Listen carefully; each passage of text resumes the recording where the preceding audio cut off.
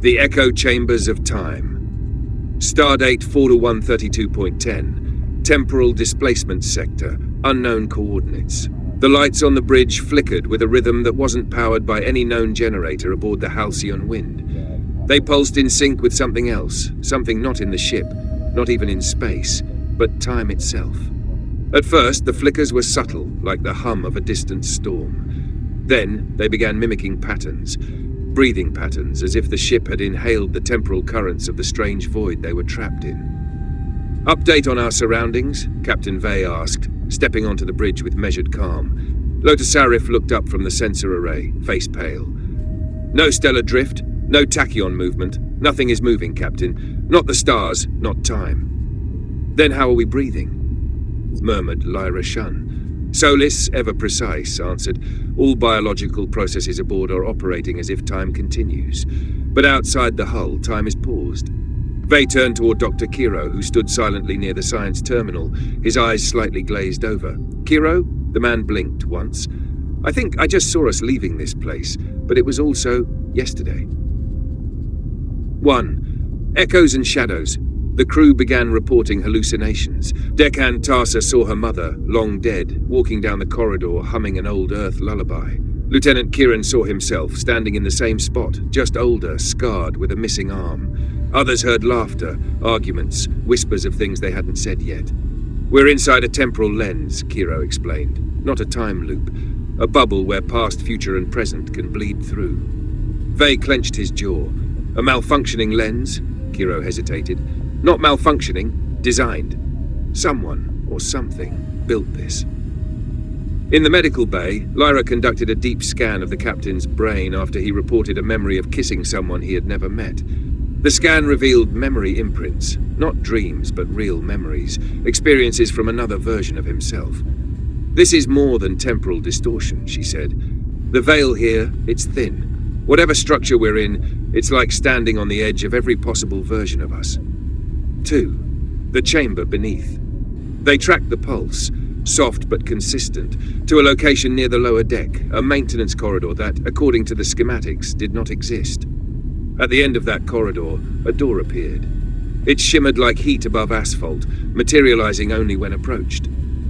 When Captain Vey opened it, he was met with a spherical room with no physical walls, just a cascading ocean of light, billions of moments suspended like droplets, some frozen, some moving backward, others looping. "It's a temporal archive," Kiro said in awe. "Not of data, but of choices." Solis confirmed the phenomenon. "Each projection is an event. Some you experienced, some you could have." Lyra reached out toward one droplet, an image of Earth covered in perpetual auroras, a peaceful solar age where war had ended before it began. She whispered, "What is this place?" Vey replied softly, "A library of what might have been." 3. The Keeper. The chamber responded to their presence. The lights gathered in a helix, coalescing into a humanoid form, tall, featureless, woven from photons and memory. It spoke not with a voice, but directly into their thoughts. "You trespass on the remains of the Velari Consciousness. We are the keepers of the divergence." The Velari, the lost civilization of Veil 6. Vey stepped forward. "You sent the warning." The being nodded without movement. "We once walked the river of time, as you now drift beside it. But we touched the roots. We anchored ourselves across branches. We became unmoored."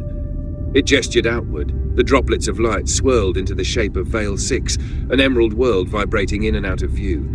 Then the image shattered, splitting into 1,000 Veil 6s, some thriving, others in flame. "Our people sought to master possibility, but possibility mastered us." Kiro stepped forward. "You created this lens?" "We became it," the Keeper said. "In trying to live all timelines, we lost the ability to belong to one." Tanasnaga 4, a warning and a choice. The Keeper turned to Vey. "You must decide, remain and learn. Understand the branching of existence, or leave and never return. But if you leave, you must take nothing. Not even memory." "You mean wipe our minds?"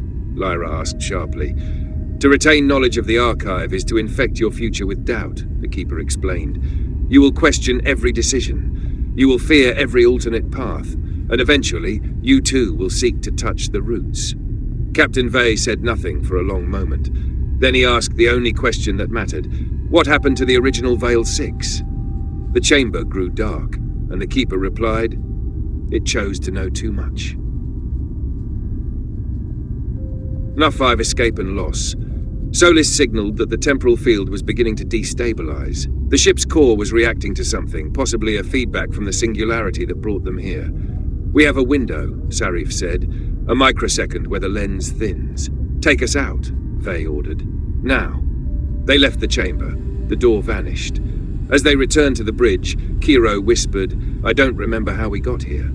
Neither did Lyra. Solis confirmed it. Cognitive drift detected. Sections of mission memory missing, likely due to lens collapse.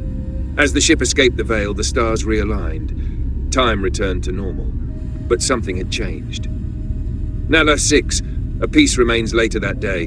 Alone in his quarters, Vey opened his personal log. He found a message. It wasn't from him. It was from another version of himself. You chose to forget. I didn't. I carry the burden of the archive. If you're reading this, that means the lens fractured across realities. I hope you never come back. He stared at it for a long time. Then he erased it. But when he closed his eyes that night, he dreamt of black glass beaches and of stars that fell in silence.